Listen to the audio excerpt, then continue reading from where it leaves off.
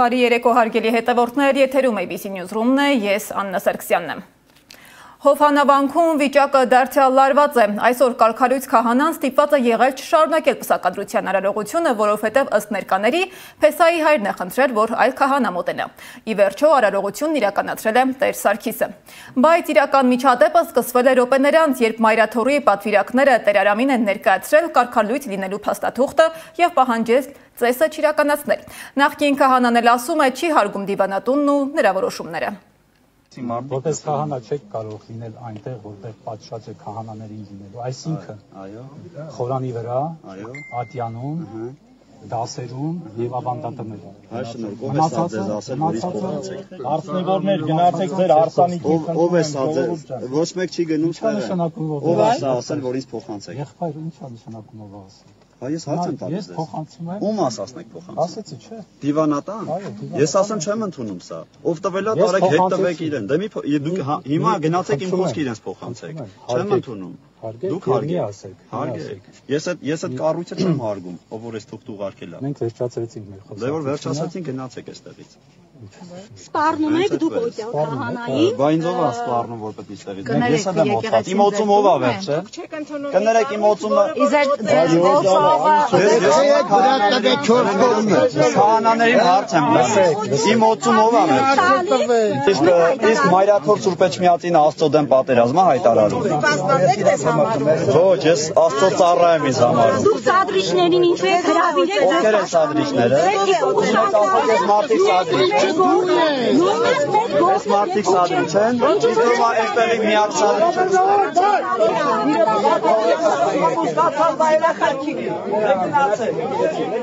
Կարգալույց եղած կաթողիկոսի շիկարական։ Իսկ նախորդին Նիկոլ Փաշինյանը սպառնում էր հայկական եկեղեցուց խլել վանքերի մի մասը։ Նա նաև հայտարարել էր, որ հոգևոր կյանք կա Հովհանավանքում, որի վանահայրը կարգալույց քահանա Արամ Ասատրյանն է։ Ավելին, Փաշինյանը հայտարարել է, որ մտադիր է առաջիկա կիրակի Հովհանավանքում մասնակցել պատարագի, որը կանցկացնի Ասատրյանը։ Բայց հասարակությանն առավել բարկացրել է Փաշինյանի այն հայտարարությունը, թե վանքը գտնվում է կառավարության հաշվեկշռում։ Այս խոսքը շատերի համար հնչում է որպես սրբության վրա ձեռք բարձրացնել։ Իսկ որտեղ է անցնում սահմանը պետական ու հոգևոր սեփականության միջև, Սեդա Մակարյանն է պարզել։ Հայաստանում բազում եկեղեցիներ մշակույթի նախարարության հաշվեկշռում են։ Կառավարությունը կարող է եկեղեցիների հետ անել, ինչ ուզում է, քանի որ դրանք համարվում են պետական սեփականություն։ Իսկ Մայրաթորը դրանք օգտագործում է իր հոգևոր ծառայությունների համար։ Եկեղեցիների որպես շինության պատկանելիության հարցը կրկին դարձավ քննարկման թեմա, երբ Նիկոլ Փաշինյանը խորհրդարանի ամբիոնից հայտարարեց, որ Հովանավանքը գտնվում է կառավարության հաշվեկշռում։ Մի շարք եկեղեցիներ անհատույց օգտագործման են տված հայաստանյա ծառայքելական Սուրբ եկեղեցում։ Ես կարծում եմ, որ այնտեղ, որտեղ չկա հոգևոր կյանք, այլ կան ինտրիգներ, կան խարդավանքներ, ֆեյքերի ոնց էին անվանել, հաջող ձևակերպում կար։ Ֆեյքերեցների թե երեց ֆեյքերի խմբեր են գործում։ Մենք կարող ենք կա բոլոր բարոյական եւ իրավականն էլ, որ մենք այդ հուշարձանները կվերադարձնենք հանրությանը։ Ամեն բան սկսվեց կարգալույց քահանայի պատարագ մատուցելու հայտարարությունից հետո, որին մասնակցելու պատրաստակամություն հայտնեց նաև Նիկոլ Փաշինյանն իր թիմով։ Նրանք պետք է լինի քանդեն այդ եկեղեցիները, եթե եկեղեցին, եթե կանգնած եղած Զանգեզուրի ճանապարհին, Կարիդորի ճանապարհին, նրանք քանդեն այդ եկեղեցին։ Եվ ասացի հիմա ասած ավելի օբրազնա ռուսերեն ասած, օբրազնա գավայա, նշանակում է այդպես էլ կա։ Այսօր եկեղեցին կանգնած է Զանգեզուրի ճանապարհի վրա, եւ նրանք պետք է քանդեն այդ եկեղեցին, որ Թուրքիան ունենա ճանապարհ Հայաստանով։ Տեր Փարեն քահանա Պետրոսյանի համոզմամբ այս ամենը վտանգավոր հետևանքներ ունենալու։ Նրա խոսքով Փաշինյանի հայտարարությունը պառակտում է ոչ միայն ազգին, այլև հավատավոր համայնքին։ Իսկ արդեն խորքում եկեղեցու մեջ, ճիշտ Հայաստանի մեջ քրիստոնյա հայ ժողովրդի մեջ նոր ուղղություն առաջացած հավատքի ուղղվածություն է սկսվել ձևավորվել։ Մեկը ապօրինի է օրինական։ Հոգևորականը սա համարում է վտանգավոր արկածախնդրություն փոքր ազգի համար։ Մենք ինքներս ենք ձեռք բարձրացնում մեր ինքնության վրա, ասում է նա։ Ռեժիսոր Դավիթ Սահակյանցն էլ Փաշինյանի հայտարարությունից չի զարմանում։ Նրա խոսքով եկեղեցին մեր գոյությունը պահող վերջին սյունն է, որը հիմա փորձում են քանդել։ Դրանց համար իսկապես եկեղեցին դա ուղղակի շինություն է։ Ոնց որ գլոբալիստների հասկացողության մեջ է, որ եկեղեցին ընդհանրապես կարող է չլինել։ Պետք չի այդ շենքը իրանց իսկապես վերաբերում դրան որպես շինություն։ Ուրիշ ոչ մի ասոցիացիա իրանք չունեն եկեղեցու հետ, ոչ որպես ինստիտուտ, ոչ որպես տեղ, որտեղ մարդիկ իրենց մտորումներն են բերում, հանձնում Աստծուն։ Մայրաթորը դեռևս չի արձագանքում այս հայտարարությանը։ Տեղեկատվական համակարգից նշում են, որ առաջիկայում հանդես կգան պաշտոնական հայտարարությամբ։ Իսկ մինչ այդ զրուցակիցներս ունեն միայն մեկ հույս, որ սպասված համախմբումը տեղի կունենա եւ կկանխվի հայ առաքելական եկեղեցու դեմ ընթացող արշավանքը, որի հարցում նրանց խոսքով Փաշինյանն ունի օտարուժերի աջակցություն։ Սեդամ Մակարյան, Գեղամ Ղազարյան, ABC Media։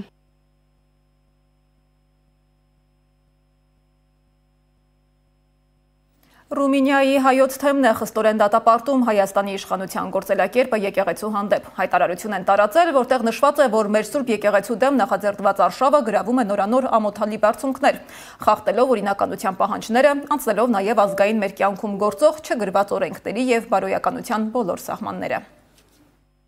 Հայոց եկեղեցու հոգևորականների դեմ հարուցված քրեական գործերն ու դատավարության ընթացքը բազմաթիվ տագնապներ եւ հարցեր են հարուցում, թե իրենց աննախադեպությամբ, թե դրանց ընթացքի արդարության եւ թափանցիկության առումով։ Այս դժվարին օրերին մենք միասնաբար կանգնած ենք Գարեգին II ամենայն հայոց կաթողիկոսի, մեր հոգևոր եղբայրների եւ մեր հավատացելոց կողքին, հեռուվանելու մեզանից ամեն պառակտում եւ ամրապնդելու սերն ու միաբանությունը, իշահ մեր ազգի եւ պետականության։ Կոչ ենք անում Հայաստանի Հանրապետության իշխանությանը առաջնորդվելու արդարության, թափանցիկության եւ օրինականության սկզբունքներով եւ հանձնառությամբ հանդեպ հավատի ու հայրենասիրության այն անխախտ արժեքները, որոնք դարեր շարունակ ամրացրել ու պահպանել են մեր ժողովրդին։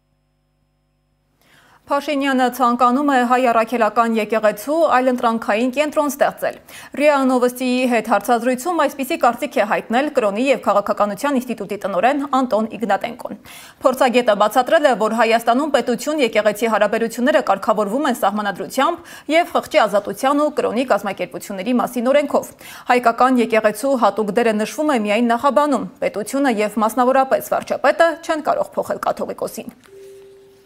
Փաշինյանն ի սկզբանե Գարեգին II կաթողիկոսի դեմ իր արշավը սկսեց որպես աշխարհիկ, եկեղեցու հավատարիմ զավակ, որը մտահոգ է գերագույն առաջնորդի, իսկ հետագայում մի շարք հոգևորականների կողմից եկեղեցական նորմերի խախտումների վերաբերյալ։ Հուլիսին Նիկոլ Փաշինյանը հրապարակեց Գարեգին II-ին հեռացնելու իր ծրագիրը, հեռացնել կաթողիկոսին եկեղեցու կենտրոնից, Էջմիածնից, տեղապահ նշանակել ամուսնացած հոգևորականի, ազգային եկեղեցական ժողովում ընդունել ժամանակակից լեզվով եկեղեցական կանոնադրություն եւ վերջապես ընտրել նոր կաթողիկոս։ Միևնույն ժամանակ, ինչպես նշել է փորձագետը, մինչ օրս հայ առաքելական եկեղեցուն հաջողվել է կանխել այս ծրագրի իրականացումը։ Այդ իսկ պատճառով Փաշինյանը անցել է Հովհանավանքում այլընտրանքային եկեղեցական կենտրոն ստեղծելու տարբերակին։ Եվ ամենահետաքրքիր դրվագն այս հարցազրույցի այն է, որ փորձագետն ասում է, թե հայկական եկեղեցու ավելի ու ավելի լայն շրջանակի հոգևորականների դեմ է կիրառվում կոմպրոմատ օգտագործելու սպառնալիքը։ Իսկ քիչ առաջ տեղեկացանք, որ Մասիս համայնքի ղեկավար Հայաստանի վարչապետի թեկնածու Դավիթ Համբարձումյանը դատապարտվեց 6 տարի 3 ամիս ժամկետով ազատազրկման։ Այս մասին գրառում է արել նրա փաստաբան Տիգրան Աթանեսյանը։ Իսկ մեկ ժամ առաջ դատարանը որոշեց, որ հետաձգում է Բագրատ Սրբազանի եւ մյուս խաղբանտարկյալների գործով դատական նիստը, որովհետեւ մեղադրվողներից Արմեն Ալեքսանյանը պաշտպան չունի։ Փաստաբանները դատավորին առաջարկել են դատարանի դահլիճում ապահովել Ալեքսանդր Կոչուբաևի ներկայությունը։ Հիշեցնեմ, որ Կոչուբաևին կալանավորել են 2 ամսով, որովհետև փաստաբանը Facebook-ի իր էջում կոշտ բառերով քննադատել էր Մկրտիչ Սրբազանի կալանավորումը։ Դրանից առաջ էլ քննադատել էր Բագրատ Սրբազանի գործով իրավապահներին։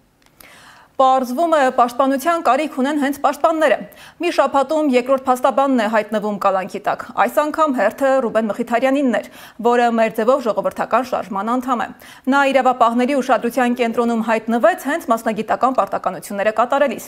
Իրավապաշտպաններն ասում են, սա ոչ թե իրավական, այլ քաղաքական գործընթաց է։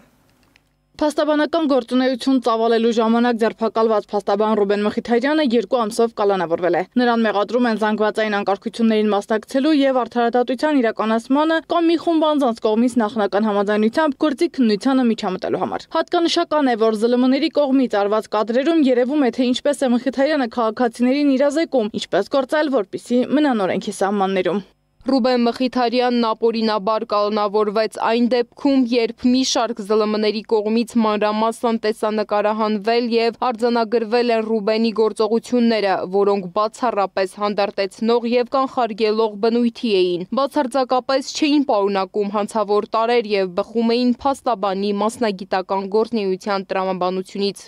Մեր ձևով շարժումը վստահ է իրենց թիմակցի նկատմամբ կալանքը ոչ թե խափանման միջոց է, այլ պատժիչ ներգործություն պայմանավորված նրա ակտիվ ընդդիմադիր գործունեությամբ։ Փաստաբան Հովհաննես Խուդոյանը համակարծիք է, Մխիթարյանը կալանավորվել է, որովհետև Շիրակում ակտիվ քաղաքական գործունեություն էր ծավալում։ Մտահոգությունը հատկապես կապված է հրապարակված կադրերի հետ, որովհետև այն ինչ որ երևացել է, երևում է, որ ինքը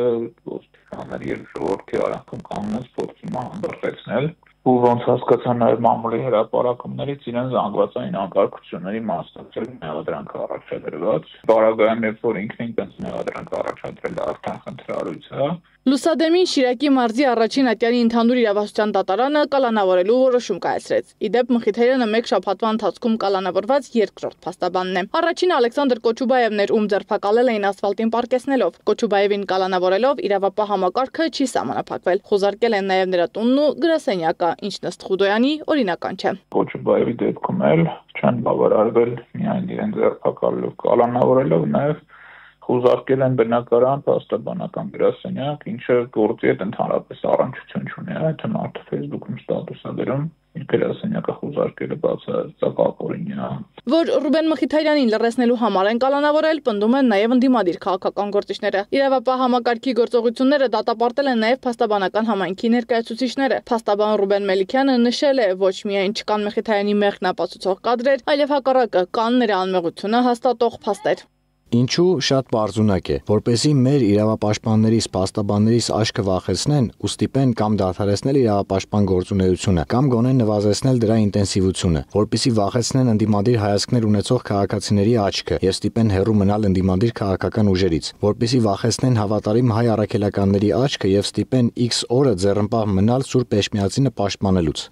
Գյումրու ավականու անդամ պրոդյուսեր Ռուբեն Մխիթարյանը եւս անդրադարձել է փաստաբանի կալանավորմանը։ Պրոդյուսերը հիշեցրել է Մխիթարյանի հայրը Հայաստանի տղամարդկանց տանամարտի հավաքականի երջանկահիշատակ գլխավոր մարզիչ Աշոտ Մխիթարյանն է։ Աշոտ Մխիթարյանի աշխատանքի արդյունքում տարբեր միջազգային սպորտային հեղինակավոր հարթակներում Հայաստանի եռագույնը բարձրացել է վերև եւ հնչել է մեր երկրի հիմնը 50-ից ավել անգամ։ Ռուբեն Մխիթարյանը նրա որդին է, որին 2 ամսով կալանավորել են, որովհետեւ նա ուղղակի փորձում էր թույլ չտալ Հայաստանի Հանրապետության քաղաքացիների ծեծը Գյումրիի հրապարակում։ Աշոտ Մխիթարյանը այս երկրի սպորտային սիմվոլներից մեկն է։ Ռուբոն սրտացավության սիմվոլն է, իսկ դուք վախի ու ցանկացած հայկականի ատելության սիմվոլն եք։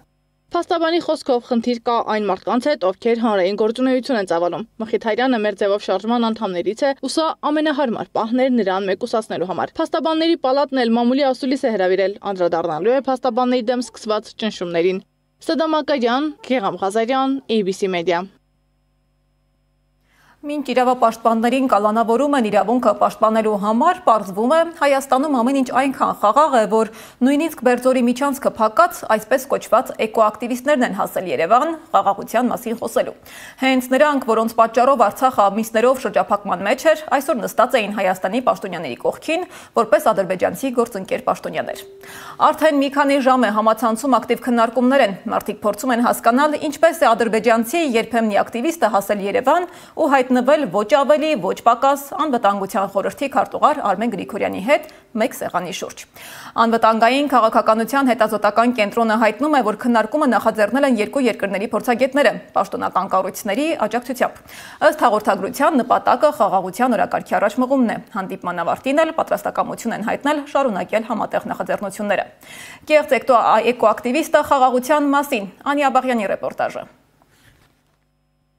Արցախը Հայաստանին կապող ճանապարհին էկոակտիվիստ ձևացած կանանցից է։ Ստում է, թե կարող էին շտապօգնության մեքենաներն ու բժշկական օգնությունները անխափան մտնել ու դուրս գալ Արցախից։ 10 ամիս տևած շրջափակման ընթացքում մարդիկ զրկված էին սնունդից, էլեկտրաէներգիայից, գազամատակարարումից, իսկ հիվանդանոցներն աշխատում էին օր-օրի սպառվող դեղամիջոցների պայմաններում։ Հայաստան եկած կեղծ էկոակտիվիստը ցավի նոր չափաբաժին է փոխանցել արցախցիներին։ Ադրբեջանցիները հայկական մամուլում շրջանառվող գնահատականներին ի պատասխան սատարող գրառումներ են արել Դիլարա Էֆենդիևային հերոս կոչելով։ 2 տարի անց կեղծ էկոակտիվիստը ադրբեջանցի գործընկերների հետ Հայաստանում է։ Նրա եւ մյուս ադրբեջանցիների հետ քննարկել են խաղաղ գործընթացի հեռանկարները, հումանիտար հարցերը, տնտեսական գործակցության հնարավորություններն ու վստահության ամրապնդման ուղիները։ Հանդիպմանը ներկա Բորիս Նավասարդյանի խոսքով ծանոթ են այդ կնոջ գործունեությանը, որին Երևանի մամուլի ակումբի հրապարակումներով անդրադարձել են բազմիցս։ Մեզ համար այն է, որ այն ինչ մենք խոսել ենք, հանրավորինս համարժեքորեն եւ լսելի ձևով փոխանցվի ադրբեջանական պաշտոնական կառույցներին։ Կարևոր է համարում նման հանդիպումները Նավասարդյանը կարող են ուղերձներ փոխանցել Բաքվին։ Մեզ համար այն է, որ այն ինչ մենք խոսել ենք, հանրավորինս համարժեքորեն եւ լսելի ձևով փոխանցվի ադրբեջանական պաշտոնական կառույցներին։ Ադրբեջանական եւ հայկական կողմի հետ հանդիպմանը մասնակցել են նաեւ Արեգ Քոչինյանը, Նաիրա Սուլթանյանը, Նարեկ Մինասյանն ու Սամվել Մելիքսեթյանը։ Ադրբեջանական կողմից Ֆարհադ Մամեդովը, Ռուստիֆ Հուսեյնովը, Ռամիլ Իսքանդերլին, Քամալա Մամեդովան եւ Դիլարա Աֆանդիևան։ Նրանք հանդիպել են նաեւ Հայաստանի անվտանգության խորհրդի քարտուղար Արմեն Գրիգորյանի հետ եւ հաստատել պատրաստակամություն շարունակելու համատեղ նախաձեռնությունները ուղղված տարածաշրջանային կայուն խաղաղության հաստատմանը։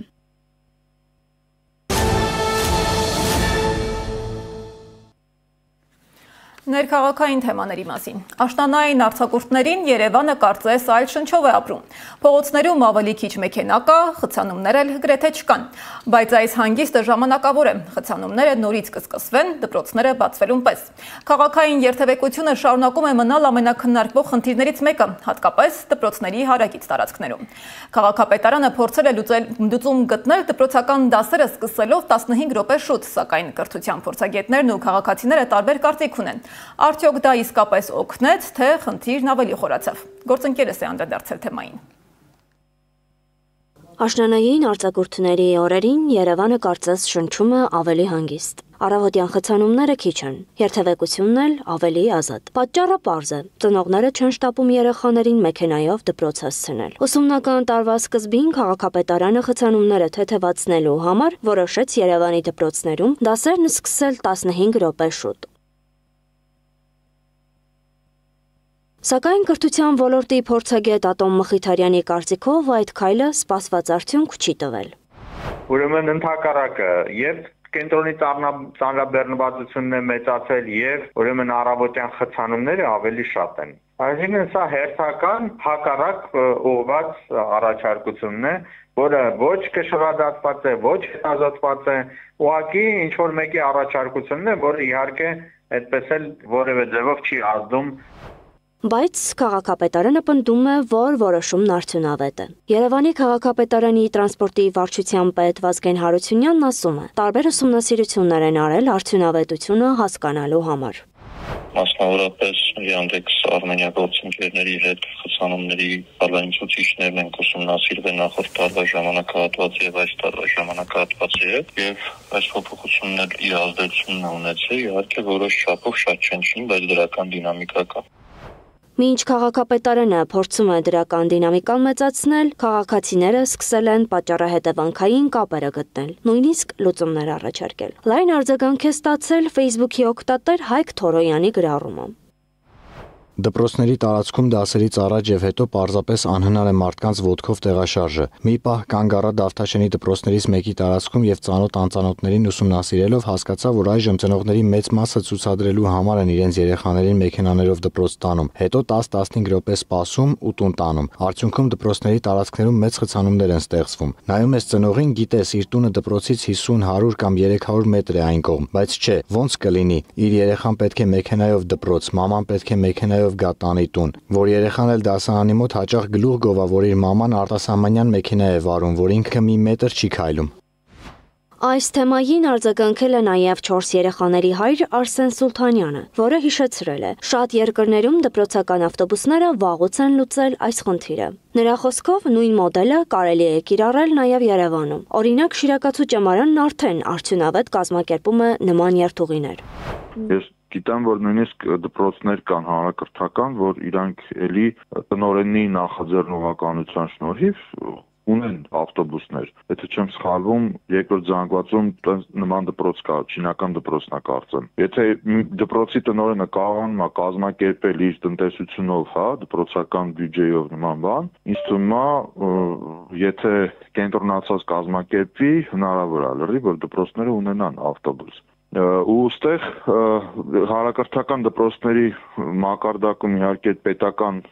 ձևով պետք է լուծվի, մասնավորների դեպքում ինձ թվում է քաղաքը պետք է որոշակի խրախուսական մեխանիզմներ կիրառի, ամեն սկզբի ժամանակահատվածում, որ մասնավոր դպրոցները գնան դրան։ Նմանատիպ մոդել հնարավոր է արդյոք կիրառել նաև մեր երկրում։ Փորձեցինք պարզել քաղաքապետարանի տրանսպորտի վարչության պաշտոնակատարից։ Ինչ վերաբերում է առաջարկին, առաջարկի մասով միանշանակ կարելի է քննարկել ուսումնասիրություն անել, բայց այս բանը, որ ասեմ, պատրաստի լուծումներ կան, որ ընդունելի կլինի հասարակության եւ ծնողների համար, կդժվարանամ, սա բավականին քննարկումներ է պետք հետ կապված արվել, որպեսզի այնպիսի լուծման անգել, որ խնդիրը բավարարի բոլորի համար։ Այդուամենայնիվ, մեկ տարվա ընթացքում Երևանի տրանսպորտային միջոցների թիվն ավելացել է մոտ 12,000-ով, իսկ դա արդեն լուրջ ճնշում է մայրաքաղաքի երթևեկության վրա։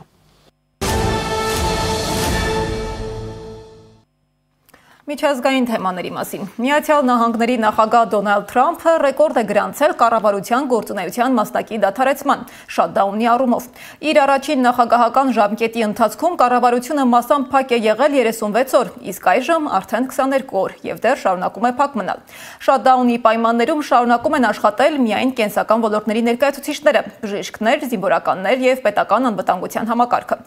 Մոտ 1,400,000 ծառայող կամ արձակուրդում է, կամ աշխատում է առանց վարձատրության։ ԱՄՆ վարչակազմը նաև նախատեսում է կրճատել շուրջ 4100 պաշտոնյա հիմնականում ֆինանսների, առողջապահության, կրթության եւ բնակարանաշինության ոլորտներում։